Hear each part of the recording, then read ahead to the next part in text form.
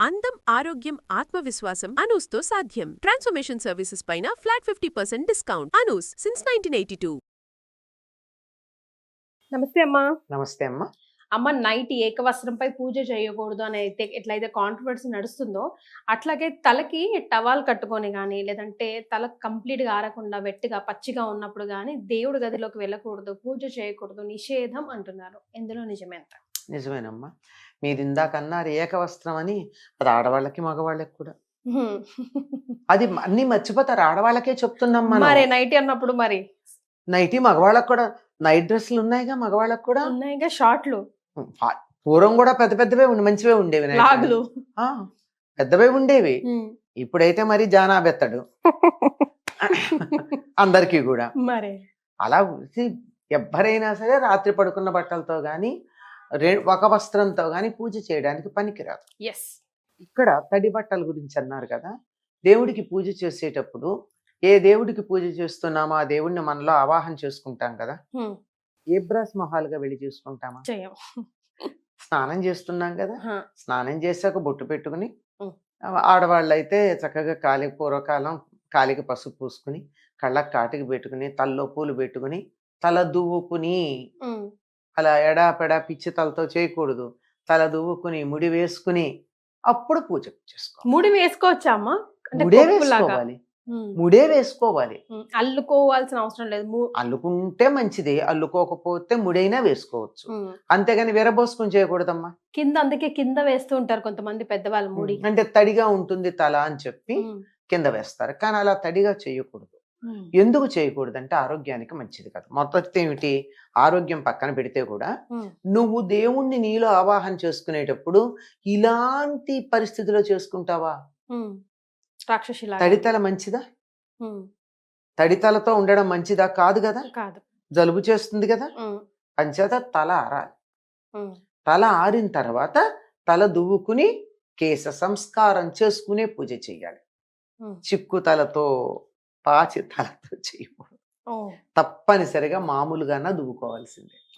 అలా చేసుకునేటప్పుడు ఇవన్నీ చేసేటప్పుడు తడితలతో తల దువ్వుకుంటే ముందర వెంట్రుకలు ఊడిపోతాయని చెప్తారు. ఆరాలి కదా. తల ఆరే వ్యవధానం లేదా? తల తడిగా ఉంటే ఎంత అనారోగ్యం. సరిగ్గా ఎక్కడ తడి ఉంటుంది? ఈ మెడల దగ్గర ఉంటుంది. ఇక్కడ ఈ మెడుల్లా బ్లాంకెట్ అవన్నీ అమెగ్డనాల్ ఇవన్నీ ఉండేటటువంటి ప్రదేశాలు. వాటిని అంత ఇదిగా తడిగా ఉంచడం అంత శ్రేయస్కరం కాదు. అందువల్ల ఈ కుదుళ్లలో చెయ్యి పెట్టి బట్ట పెట్టుకుని ఇలా కుదుళ్లలో చక్కగా తడి లేకుండా తుడుచుకుని చెయ్యాలి. అది కారణం. ఆరోగ్య దృష్ట్యా మొట్టమొదటి సంగతి. రెండోది, జగన్మాతను మనలో ఆవాహన చేసుకుంటున్నాం గనక అలాంటిది ఉండడానికి వీల్లేదు. అందువల్ల తడితలతో చేసుకోకూడదు అన్నారు. తర్వాత ఇంకోటి అన్నారు మీరు, తల పిడపతో తల బట్ట పెట్టు. అసలు బట్ట తల మీద పూజ సమయంలో ఉండకూడదు. మరి ఎందుకో ఉత్తర దేశం వాళ్ళు ఇలా ముసుగు వేసుకుంటారు. వేసుకుంటారు కదా, వాళ్ళకి అలవాటు కదా. అంటే గుంగట అందరికీ అలవాట్లేదు కానీ కనీసం చీర కొంగర్నే ఇట్లా తల మీద వేసుకుంటారు హారతి ఇచ్చేటప్పుడు, గుళ్ళోకి వచ్చినప్పుడు. మరి ఎందుకు పెడతారో తెలియదు కానీ అది సరైనటువంటి పద్ధతి కాదు. దానికి ఏమని చెప్తారంటే పైన సహస్రారం ఎక్స్పోజ్ కాకూడదని వాళ్ళు చెప్తే సహస్రారం కవర్ అవ్వకూడదని వీళ్ళు సాధనలో చెప్తారు. అందువల్ల తల మీద పిడప ఉండకూడదు. పిడప ఉంది అంటే ఇంకా తలలో తడి ఉందని కదా అర్థం. ఈ మధ్య కాలంలో సినిమాల్లో చూపించి ఇంకా భర్త లేవడు, మంచం మీద పడుకునే ఉంటాడు. ఈవిడేమో తెల్లారుదాం లేస్తున్న అన్ని పనులు చేసి స్నానం చేసి తడి తలతో ఆ ఇది పెట్టుకుని పిడప వేసుకుని అది ఊడిపోకుండా 2 క్లిప్స్ కూడా పెడతారు. అది కనపడేటట్టు ఎందుకు పెడతారో తెలియదు. కనీసం కనపడకుండా పెట్టుకోవచ్చు కదా. క్లిప్స్ పెట్టి అది పడిపోకుండా. అది తులసి దగ్గర దీపం పెట్టడం కనపడుతూ ఉంటుంది. లేనిపోని ఆదర్శాలు సమాజానికి చూపించడం అంతే, శాస్త్రం కాదు కదా. విరుద్ధం. హాయిగా తను లేచి పూజ చేసుకుంటూ ఉంటే ఈవిడ తులసమ్మ దగ్గర దీపం పెట్టినట్టు చూపించండి, ఎంత ఆదర్శప్రాయంగా ఉంటుంది అది కదా. లేదు, పనికిరాని ఆదర్శాలను చూపించడం మనకి అధికంగా కనపడుతుంది. అది వచ్చినటువంటి సమస్య. దాని గురించి మనం అనగలిగింది ఏం లేదు. కనుక తల మీద బట్ట వేసుకోకూడదు. ఓకే. పూజ చేసుకునేటప్పుడు కూడా మనం మామూలుగా ఇలా తల మీద బట్ట వేసుకోరు. చలికాలం అది ఉండి అయితే కూడా చెవుల్లో ఏదన్నా దూది అది పెట్టుకుంటారు తప్ప ధ్యానం చేసేటప్పుడు, పూజ చేసేటప్పుడు తల మీద బట్ట వేసుకోరు. ఎందుకనో ఇందాక అన్నాను కదా! ఉమ్, ఉత్తర దేశంలో ఆడవాళ్ళు పైన తల మీద వేసుకుంటారని. కానీ మరి మగవాళ్ళు వేసుకోరే? ఉమ్. మన దాంట్లో అయితే వేసుకోరు. కాదు. ఉత్తర దేశంలో కూడా ఆడవాళ్ళు ఇలా చీర ఉమ్, కొంగేసుకునే చోట కూడా మగవాళ్ళ తల మీద ఏం వేసుకోరు వేసుకోరు కదా! వేసుకోరు. ఒకవేళ ఏ టోపీలో పెట్టుకున్నా బయటే వదిలేసి వస్తారు కదా! అవునమ్మా. అవునా? ఉమ్, అట్లాంటి మరి ఎందుకు వచ్చాయో కొన్ని అలవాట్లు అలా వచ్చేసాయి. ఉమ్. నిజానికైతే ఉండకూడదు. మనకు కూడా కొన్ని సార్లు ఇప్పుడు ఆలయంలోకి వెళ్తుంటే చూస్తాం. ఫర్ ఎగ్జాంపుల్ అమ్మవారికి ఒడి బియ్యం పోయాలని ఏదైనా చేయాలని ఇమీడియట్ గా అట్లా తల మీద వేసుకొని పంతులు గారు కూడా చెప్తారు మరి అదే గడ్డాలు అంటున్నాను. అమ్మా అని అంటారు. అట్లా కాదమ్మా. ఎందుకు ఎందుకు వచ్చింది వచ్చిందో. అంటే ఉమ్, ఇప్పుడు ఉత్తర దేశపు అలవాట్లు ఇక్కడ ఉన్నాయి. తెలంగాణ ప్రాంతం అంతా మీరు తెలంగాణ దాటి బయటికి వెళ్ళండి. ఉమ్, అక్కడ అవును. లేదుగా.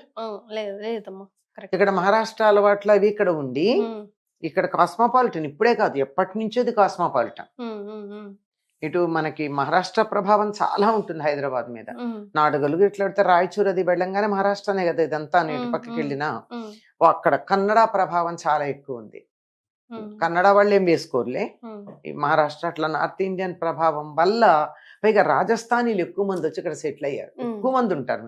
మార్వాడీలు రాజస్థానీలు చాలా dominant population Hyderabad. Old city మొత్తం అసలు ఎక్కువగా వాళ్ళే వాళ్ళదే కనిపిస్తారు. కదా. మరి అటువంటప్పుడు ఆ ప్రభావం వల్ల వాళ్ళని చూసి అది చాలా బాగుంది, ఏదో ఆడవాళ్ళు ఉసుకేసుకుంటే ఎంత బాగుందో అంటే మగవాళ్ళకి అక్కర్లేదు. అంటే మన ఆడవాళ్ళు సేఫ్ గా ఉండరు. నా కన్ను మంచిది కదా, నేను పరాయి ఆడదాన్ని దుర్బుద్ధితో చూస్తాగా. మా ఆడవాళ్ళను కూడా ఇంకోడు దుర్బుద్ధితో చూస్తాడేమో, వీళ్ళు ముసుగేసుకుంటే మా ఆడవాళ్ళకి సేఫ్టీ, నాకు చేత కాదు రక్షించుకోవడం మరి. అనేటటువంటి భావన. మనం ఇంతకు ముందు పీరియడ్స్ టైంలో కూడా ఎప్పుడు అసలు జనరల్ నోషన్ అంతా పటాపంచలు చేసేసాం. ఒక వీడియో చేసామమ్మ పీరియడ్స్ టైంలో తలంటూ పోసుకోవాలా అని నేను ప్రశ్నిస్తే అస్సలు పోసుకోకూడదు అని అన్నారు. అసలు ఆ వీడియో కూడా మామూలు వైరల్ కాలేదు. మనం ఇద్దరం చేసిన వీడియో చాలా మంది కూడా చాలా రకరకాల కమెంట్స్ చేశారు. ఇన్ని రోజులు వాళ్ళు చేస్తుంది. అసలు కొంతమంది ఇండ్లలో అయితే ఇంకా అంటుముట్టు లేనట్టుగానే నక్కో జావ్ బహార్ బయటో మహాపై అన్నట్టు చూస్తారు కదా.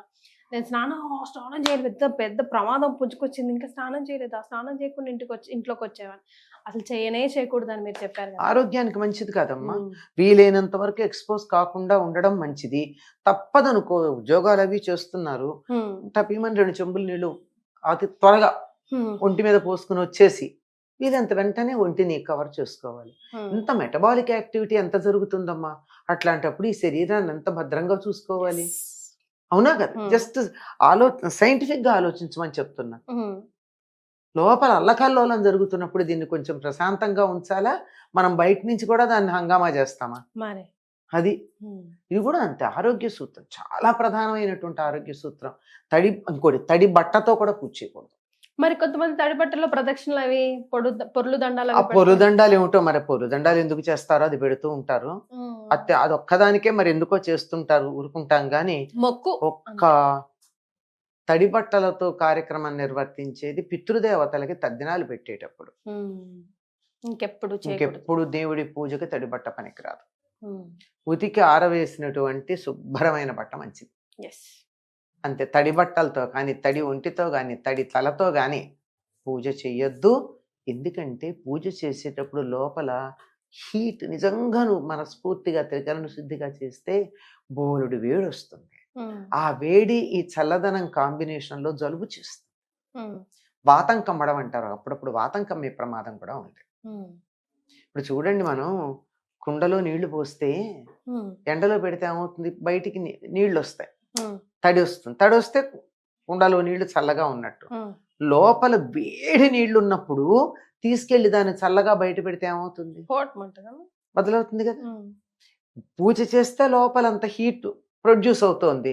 నువ్వు తడి బట్టలతో పూజ చేస్తే ఏమవుతోంది, చల్లబడి వాతంకం అవుతుంది. చాలా మంది పడిపోవడం, నీరసం రావడం ఇలాంటివన్నీ జరిగేది ఈ తడి బట్టలతోనూ వాటితోనూ చేస్తే. సో లాజిక్ తెలియక ముందు అయితే చేసాం, లాజిక్ తెలుసుకున్నాకనైనా పాటిద్దాం. చాలా సంతోషం అమ్మా, ధన్యవాదాలు.